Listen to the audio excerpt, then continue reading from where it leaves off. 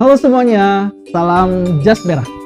Bertemu lagi dengan saya, Erin Octavian, dalam pembelajaran Sejarah Indonesia kelas 11. Pada pembelajaran kita kali ini, kita akan belajar tentang jenis-jenis pemerintahan yang dibentuk oleh bangsa Jepang saat menduduki bangsa Indonesia antara tahun 1941 hingga 1944. Pemerintahan yang dibentuk oleh bangsa Jepang saat menduduki bangsa Indonesia terdiri dari dua jenis pemerintahan.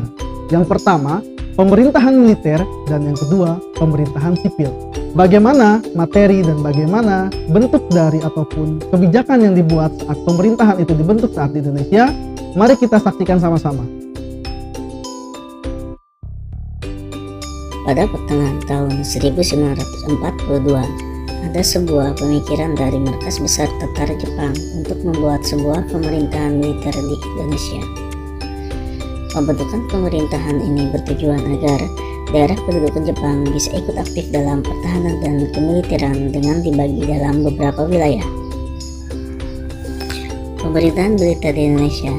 Yang pertama, pemerintahan militer Angkatan Darat atau Tentara ke-25 atau TNI Sudan untuk Sumatera, pusatnya di Bukit Tinggi. Pemerintahan militer Angkatan Darat atau Tentara ke-16 atau Asam Sudan untuk daerah Jawa dan Madura, pusatnya di Jakarta. Pemerintahan militer Angkatan Laut yaitu Armada Selat Kedua untuk daerah Kalimantan, Sulawesi dan Maluku yang berpusat di Makassar. Lalu, bagaimana susunan pemerintahan militer Jepang di Indonesia? Berikut adalah susunan pemerintahan militer Jepang di Indonesia. Yang pertama, Bunshirekan atau Panglima Tentara disebut Seikoshikan sebagai pucuk pimpinan. Yang kedua, Bunseikan atau Kepala Pemerintahan Militer yang memiliki dari 5 bu atau semacam 5 departemen. Yang pertama Somobu, kedua Zaimubu, ketiga Sangfobu, keempat Kotsubu, dan kelima Shihobu. Bunseibu atau semacam gubernur yang memiliki daerah wilayah seperti 1 Jawa Barat yang berpusat di Bandung, Jawa Tengah yang berpusat di Semarang, dan Jawa Timur yang berpusat di Surabaya dengan pemerintahan tambahan istimewa yakni Kochi, yakni Yogyakarta dan Surakarta. Pemerintahan militer dalam perjalanannya membuat beberapa kebijakan serta peraturan yang harus ditaati oleh bangsa Indonesia. Kebijakan serta peraturan tersebut adalah sebagai berikut.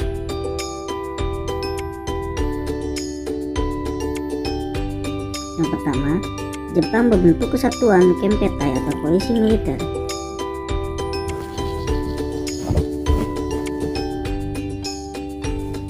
Kedua, melarang menyanyikan lagu kebangsaan selain lagu kebangsaan Kimigayo.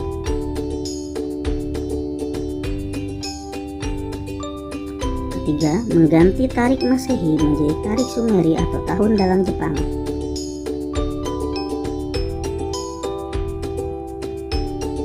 Keempat, rakyat Indonesia harus merayakan Hari Raya Tenkotsetsu atau Hari Raya lahirnya Kaisar Hirohito. Yang kelima, Jepang melarang penggunaan bahasa Belanda dan mewajibkan penggunaan bahasa Jepang.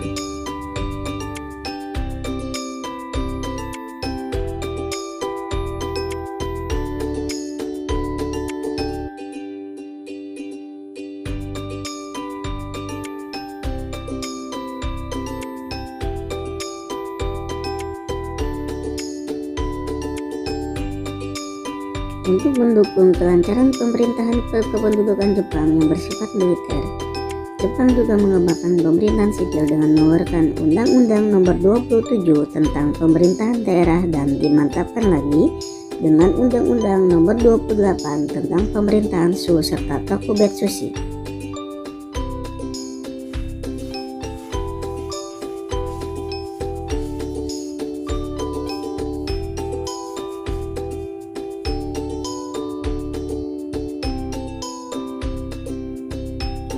Menurut Undang-Undang Nomor 28, pemerintahan daerah tertinggi adalah Shu atau Kepresidenan yang dipimpin oleh Shuchukan.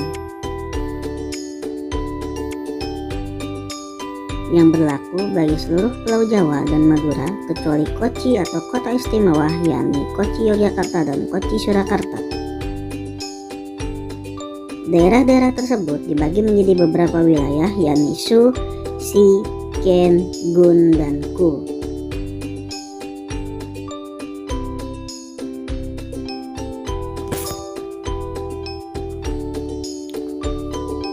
Pemerintahan Su atau Kresidenan yang dipimpin oleh seorang Secukan memiliki tugas seperti seorang gubernur.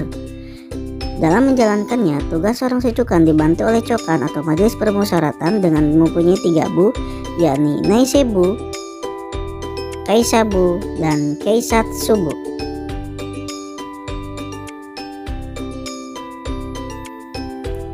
Tokubetsushi atau Kota Istimewa yang dipimpin oleh langsung seorang Gun Serikan. Contoh daerah Tokubetsushi adalah Batavia. Nah, bagaimana anak-anak? Setelah tadi kita melihat sama-sama tentang 2 jenis bentuk pemerintahan bangsa Jepang saat menduduki Indonesia. Yang pertama ada bentuk pemerintahan militer dan yang kedua bentuk pemerintahan sipil. Dari kedua bentuk pemerintahan ini, bangsa Jepang ingin mempertegas dan memperkuat kedudukannya saat menduduki Indonesia antara tahun 1941 sampai 1944. Tiap bentuk pemerintahan memiliki kebijakan masing-masing yang tentunya sangat merugikan bangsa Indonesia.